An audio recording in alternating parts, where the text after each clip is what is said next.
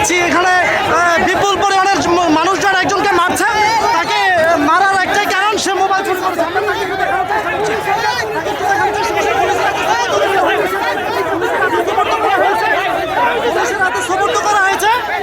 আমরা দেখতে পাচ্ছি বিপুল পরিমাণে এখানে জনগণ রয়েছে, বিপুল পরিমাণে জনগণ রয়েছে। এখন পুলিশের কাছে হস্তান্তর করা হয়েছে, তাকে পুলিশের কাছে সোপর্দ করা হয়েছে। সে এখানে জনগণের মধ্যে মোবাইল চুরি করেছে। ইতিমধ্যে আমরা দেখতে পাচ্ছি এখানে অসংখ্য মানুষজন জড়ো হয়েছে, শাহবাগের মোড়ে মানুষজন জড়ো হয়েছে। আমরা দেখতে পাচ্ছি, আমরা একজনের সাথে কথা বলবো। জি ভাই, এখানে কি হয়েছে মূলত? এখানে মূলত কি হয়েছে ভাই? এখানে একজন ফোন চুরি হয়েছিল, তারপর তাকে ধরা হয়েছে। সেই চোরকে ধরা হয়েছে, গণপিটুনি চলছে, গণপিটুনি।